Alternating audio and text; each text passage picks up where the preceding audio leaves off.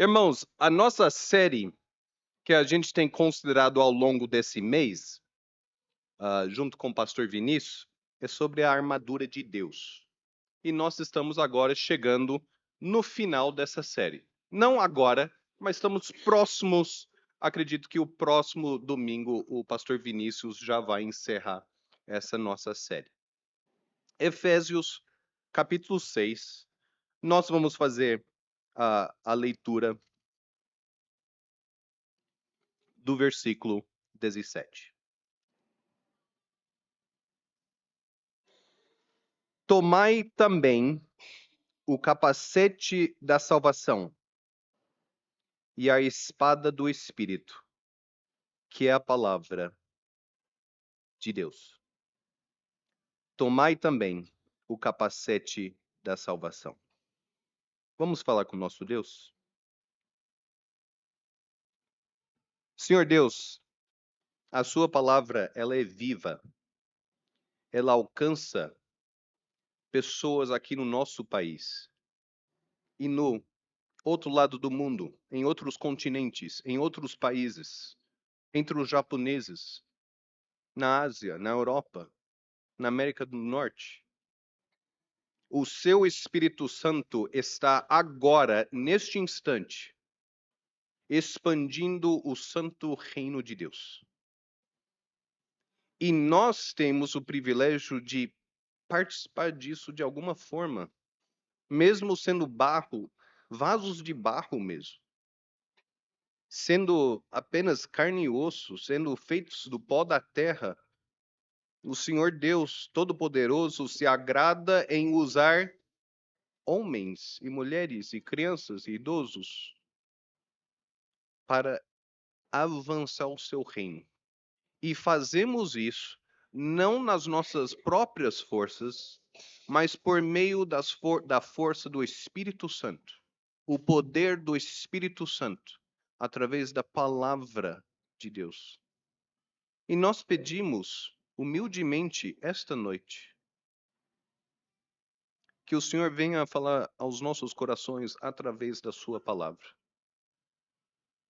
Dê clareza, dê convicção. Ensina-nos a ser mais como Jesus Cristo. Em nome de Cristo nós oramos. Amém. Irmãos, só relembrando como começou o nosso estudo, o apóstolo Paulo, em Efésios, na sua carta aos Efésios, ele lida com muitas questões práticas do dia a dia do cristão. Ele escreve ao marido como seu marido cristão. Ele escreve às crianças como serem filhos e filhas cristãs. Ele escreve ao patrão, ele escreve ao escravo, ele escreve ao cidadão, ele vai ensinando às pessoas como o evangelho transforma quem nós somos, aonde nós estamos. E aí ele chega no capítulo 6 e ele está encerrando a sua carta. E ele começa a tocar num outro assunto, que não é diferente, não é tão diferente daquele assunto que ele vem tratando nos Efésios. Mas ele começa a relembrar os irmãos, olha, isso a partir do versículo 10. A nossa luta, ela não é com carne e sangue. As batalhas que ocorrem são espirituais, invisíveis. O seu problema não é com seu patrão, o seu problema não é com o governador do seu estado, o seu problema não é com seu vizinho, ainda que você talvez tenha problema com essas pessoas, mas o seu maior problema não é ali. O apóstolo Paulo vai dizer, olha, a verdade, isso, eu estou lendo no versículo 12. Nossa luta não é contra o sangue e a carne, e sim contra os principados e potestades, contra os dominadores deste mundo tenebroso, contra as forças espirituais do mal nas regiões celestes. Portanto, tomai toda a armadura de Deus. E aí ele começa a descrever a armadura de Deus. Eu acho interessante isso, irmãos, porque o apóstolo Paulo foi alguém que sofreu muito no carne e no sangue. por assim dizer. Literalmente, fisicamente. Inclusive, lá em 2 Coríntios, capítulo 15, perdão, 2 Coríntios, capítulo 11, ele vai listar algumas das muitas maneiras que ele foi perseguido. E esse apóstolo Paulo, veja bem, esse apóstolo Paulo que diz que a nossa luta não é contra o carne e o sangue, ele vai dizer, olha, eu 5 vezes recebi dos judeus uma quarentena de açoites, menos um. Fui 3 vezes fustigado com varas. Soldado romano usava vara.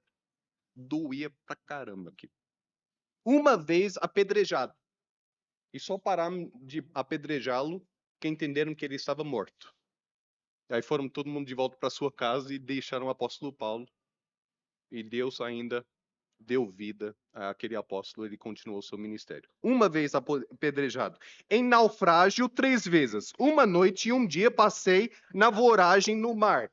Em português bem simples, eu passei mais de 24 horas boiando no mar, perdido. E ainda ele vai listar em outra ocasião que ele sofreu perigos entre gentios, perigos na cidade, perigos no deserto, perigos no mar, atenção, perigos entre falsos irmãos. E aí esse Paulo vem a dizer aos Efésios, olha, na verdade a nossa luta não é contra os judeus que me açoitaram, os romanos que me bateram com varas, ou esses falsos irmãos que foram um tropeço no meu ministério. O apóstolo Paulo está dizendo, a nossa luta não é com eles.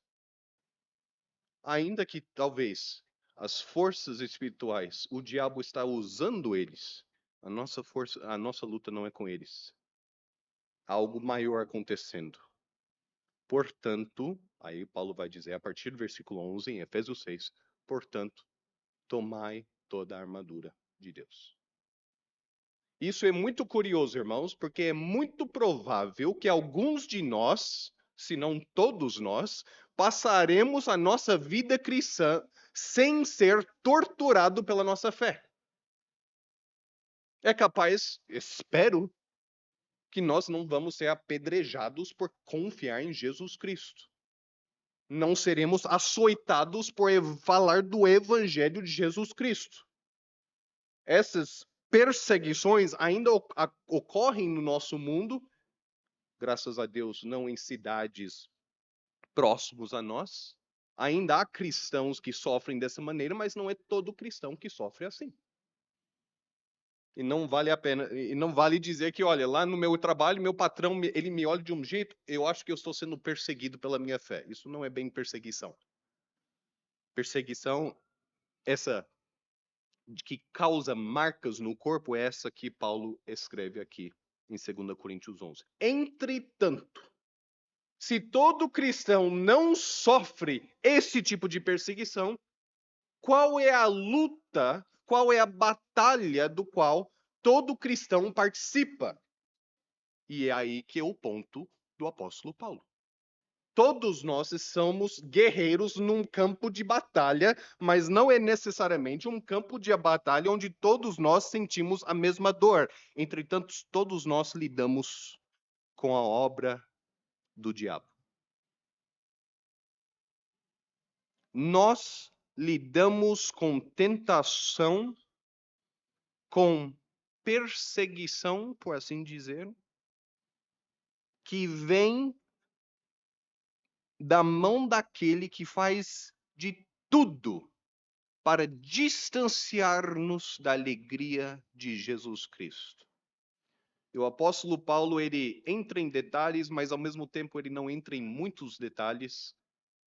Ele vai dizer apenas isso mais adiante na leitura, que os dardos inflamados do maligno são contra nós. Dardos inflamados, mas são invisíveis. Como seria isso? E de fato, a gente não entende nem as coisas visíveis que nós enxergamos. É difícil ainda imaginar como é o trabalho desse maligno, que ele se coloca contra a obra e o avanço do reino de Deus. Mas o apóstolo Paulo está dizendo, essa obra existe. E precisamos estar preparados porque todo mundo que crê em Cristo já está participando dessa batalha. A pergunta não é se eu vou batalhar contra os dardos inflamados. Você já está no campo de batalha. A pergunta é se você está se protegendo ou não. E é por isso que o apóstolo Paulo vai descrever a armadura de Deus. E agora, chegando no final da lista, já vimos vários itens da armadura de Deus. E agora, chegando no final da lista, ele vai dizer o capacete da salvação. E o último item, defensivo, de defesa. De defesa. O próximo item é a espada do Espírito, que já é uma ferramenta de ataque. Mas o capacete da salvação, gostaria de considerar duas coisas apenas com os irmãos. Primeiro, que é um capacete, e segundo, capacete da salvação. Primeiro, o capacete. Ele protege a nossa mente, protege a nossa cabeça.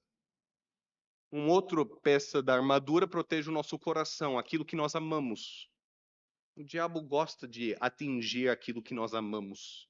Ele gosta de roubar o nosso amor que nós devemos ter para com o nosso Salvador. Em outro momento, a armadura é descrita ali a proteção dos pés, onde nós caminhamos. Mais especificamente, os pés que caminham no caminho do evangelho, na evangelização. O diabo gosta de machucar os nossos pés, prejudicar o nosso evangelismo. Mas agora, a proteção da cabeça.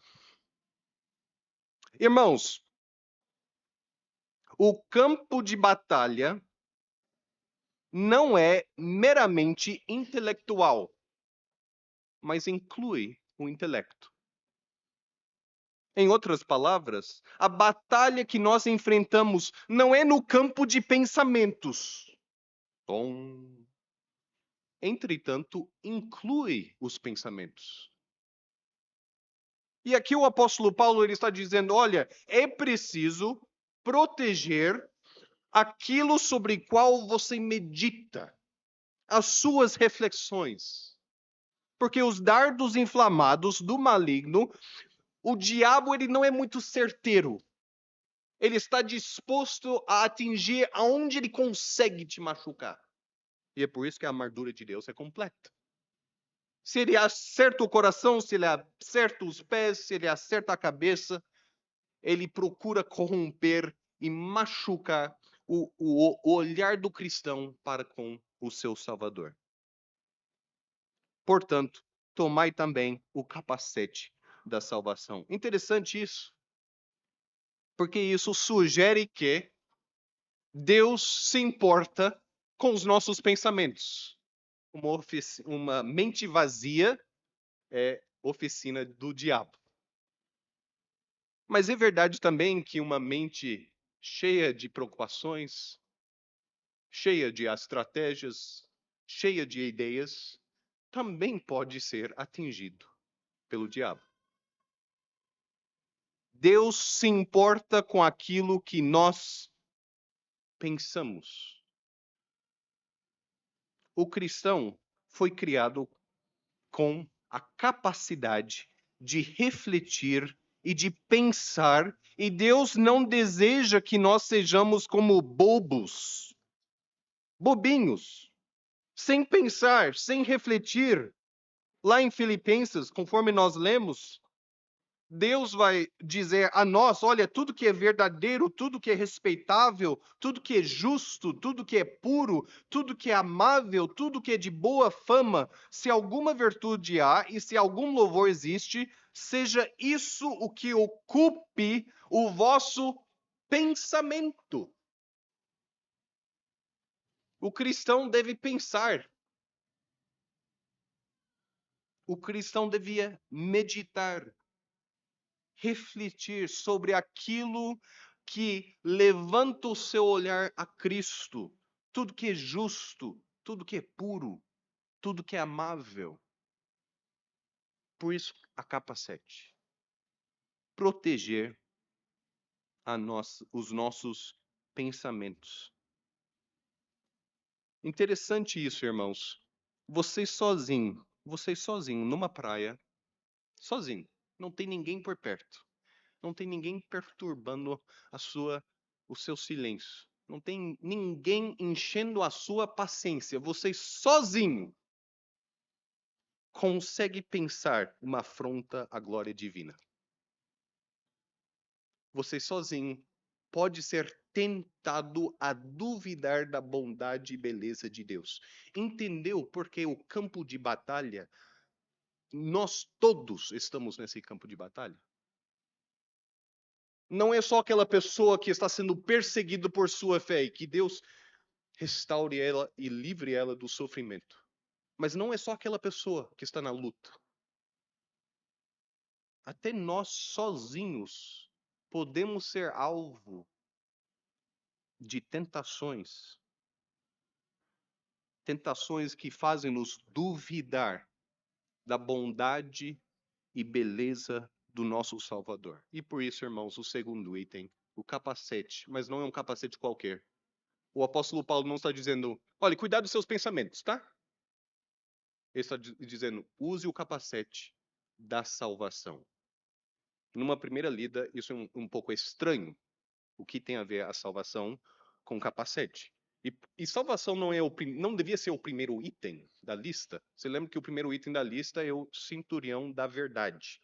O cinto da verdade. Agora, chegando no final da sua lista, a salvação. Capacete da salvação. Irmãos, o diabo não pode fazer com que desfazemos a obra salvífica de Jesus Cristo. Mas o diabo pode arrancar de nós a alegria que temos na obra que Cristo fez por nós. É por isso que o apóstolo Paulo vai dizer: você precisa nortear os seus pensamentos, a sua visão pela obra da salvação. A obra da salvação. Assim como nós vimos no cinto da verdade, que o diabo está a toda vez tentando deformar a verdade, da mesma maneira, o diabo está tentando alterar o nosso conceito, o nosso entendimento da obra que Jesus Cristo fez por nós. Irmãos, vamos pensar um pouco. Quando foi a última vez que você parou para pensar na obra da salvação? Em como ela é milagrosa, maravilhosa, magnífica. Nós estávamos ali servindo os nossos próprios desejos, vestindo-nos toda santa manhã com o nosso próprio orgulho, querendo usar a nossa vida e a nossa saúde e a nossa capacidade e os nossos dons para engrandecer a nós mesmos, fazendo de nós pequenos deuses, onde aquilo que eu falo é tão verdadeiro quanto a própria palavra de Deus. Eu mereço ser ouvido, eu mereço ser aplaudido. A Escritura vai dizer que aquela pessoa fora de Cristo, longe de Cristo, ela é uma pessoa que precisa servir a Deus, mas como está longe de Cristo, ela serve a si mesmo como Deus. Ela está morta nos seus pecados. É por isso que nós falamos que a salvação ela é milagrosa. É um milagre, irmãos. Não era para a gente estar salvos. Dizendo humanamente falando. Não era para isso ter acontecido. Só por Deus mesmo que o nosso coração de pedra foi transformado e enxergamos a obra de Jesus Cristo e confiamos nele. A gente não consegue fazer essa obra em nós mesmos. Foi um milagre. É uma obra maravilhosa no sentido que devia nos causar espanto santo. De todos os homens, de todas as mulheres que Deus podia transformar, Ele transformou justo nós. Justo você, justo eu. Irmãos, eu cresci num lar cristão. Meu pai era crente, minha mãe era crente, meus 3 irmãos mais velhos eram crentes. Mas eu não queria ser crente. Eu estava só esperando chegar numa certa idade para chutar a balde e ir para o mundo. Era essa a minha ideia, era essa a minha estratégia, o meu plano. Esperando chegar 18 anos, aí eu falar, pai, fui. Mas Deus, aos 17 anos, Deus tocou o meu coração. Irmãos, eu não teria escolhido Daniel para ser alvo da misericórdia de Deus. E eu penso que todos nós, ao refletirmos sobre nossa vida, é preciso ter muita soberba para dizer, olha, eu merecia mesmo. É uma obra milagrosa, é uma obra maravilhosa, é uma obra grandiosa. Um grande. A salvação não foi uma coisa pequena. Vocês que já andaram como uma criança pequena, me desculpa a ilustração, é que eu estou nessa fase agora, né? Onde você está ali ajudando uma criança pequena, talvez a andar, a fazer os seus primeiros passos, mas como pai, você está ali para dar um pequeno apoio, uma pequena ajuda. Se a criança tropeça, você ajuda, mas ela consegue, pelas próprias forças, se mover. Às vezes nós pensamos que a salvação é assim. É Deus dando uma força para a gente. Uma pequena ajuda. Mas a Escritura vai dizer que não. Na verdade, não era preciso uma pequena ajuda. Era preciso uma nova vida. A gente se encontrava não só longe de Deus, mas felizes em estarmos longe de Deus. A gente não estava apenas afastado de Deus, mas correndo na outra direção, querendo se afastar ainda mais. Deus fez uma grande obra. Ele enviou seu único filho, Jesus Cristo. Deus interviu na nossa história. Ele se inseriu na nossa história. E o seu filho, que é Deus, morreu na cruz por causa das nossas obras. É correto dizer que eu crucifiquei Jesus Cristo. Você crucificou Jesus Cristo. Porque se Cristo andasse aqui entre nós hoje, no nosso estado caído, a gente não sentiria atraído a esse mestre. A nossa vontade ia ser, cara, já cansei da palavra desse homem santo. Já cansei das suas palavras sobre ser necessário se arrepender e confiar em Cristo. Que ninguém vem ao Pai senão por mim. Cansei disso. E certa vez, aquelas pessoas que se cansaram do modo de falar de Cristo, eles se ajuntaram e crucificaram a Cristo, achando que assim iam abafar de vez a sua mensagem. Mas nós sabemos a história. 3 dias depois, Cristo ressuscitou e continuou falando. Aqueles mesmo que o crucificaram. Vinde a mim todos vós que estáis cansados, e eu vos aliviarei. Venha a Cristo, venha a Cristo, venha a Cristo. Vinde a mim. Se seu coração está cansado, se sua alma está frustrada, o desejo de servir a si mesmo já deu. A palavra de Cristo é vinde a mim. É uma obra grandiosa, magnífica. E quantas vezes nós somos tentados a pensar que a salvação, ela é simplesmente mais uma das coisas que aconteceu ao longo da nossa vida. Irmãos, Jesus Cristo deu a sua vida, ele deu o seu sangue. Ele justificou ovelhas perdidas do seu rebanho, para que nele fossem feitos, diz a palavra de Deus, fossem feitos filhos de Deus. Hoje, quem está em Cristo, não é que ele é melhor do que outro. Não somos melhores. Hoje, quem está em Cristo pode chegar a Deus como um filho chega ao seu pai. Isso é milagroso, foi uma obra milagrosa, maravilhosa e magnífica. E Satanás fará de tudo para tirar os seus olhos e os seus pensamentos dessa grande obra. O apóstolo Paulo diz: é preciso usar o capacete da salvação. Não esquece como foram salvos. Como foram salvos. O preço que Cristo pagou. Não esquece disso. Não esqueça da obra que Cristo fez por nós.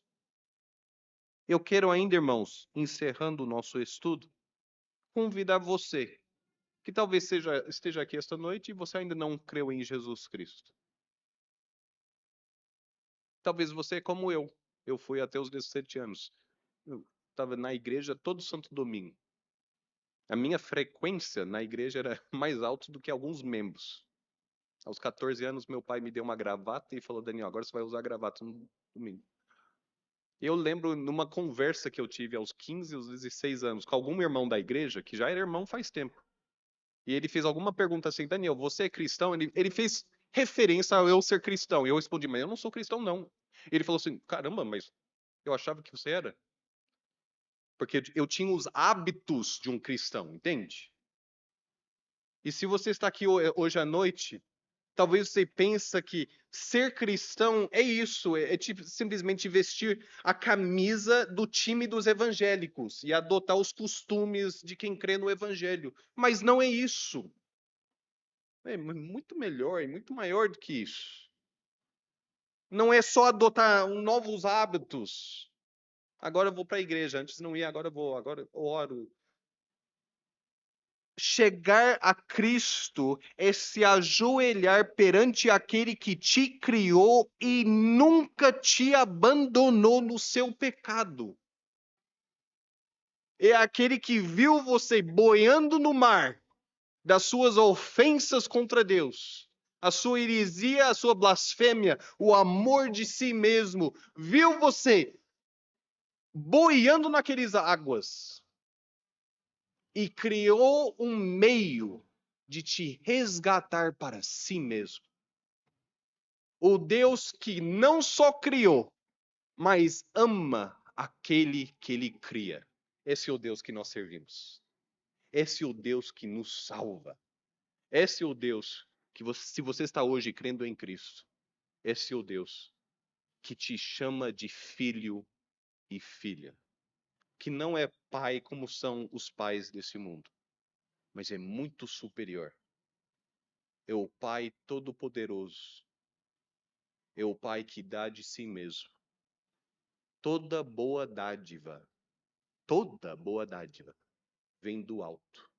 Nós recebemos das mãos de Deus. Se você está aqui hoje à noite e você ainda não creu em Cristo, vou te dizer o seguinte, que o dia ainda tem horas para você crer. O dia não acabou. Creia em Cristo. Confessa que você é um péssimo Deus e creia em Cristo.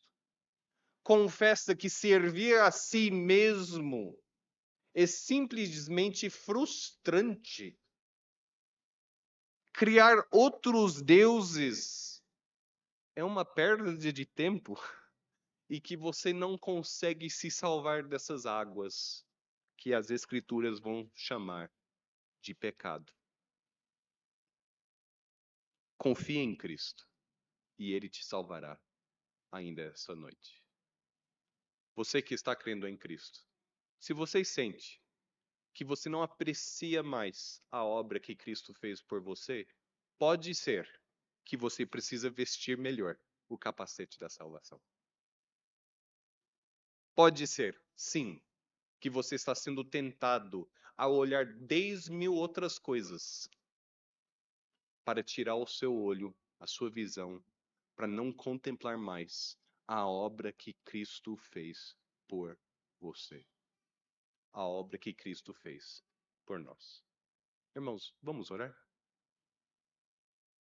Senhor Deus, nós te louvamos, porque enquanto nós estávamos perdidos, o Senhor nos procurou, o Senhor nos buscou, o Senhor criou um meio de nos salvar, e foi através do seu Santo Filho, Jesus Cristo. Nós confiamos nele, pedimos, protege-nos contra aquela tentação tão feia, tão dolorosa, que procura tirar o nosso olhar de Jesus Cristo. Ajude-nos a vestir o capacete da salvação, em nome de Cristo. Amém. Obrigado, irmãos.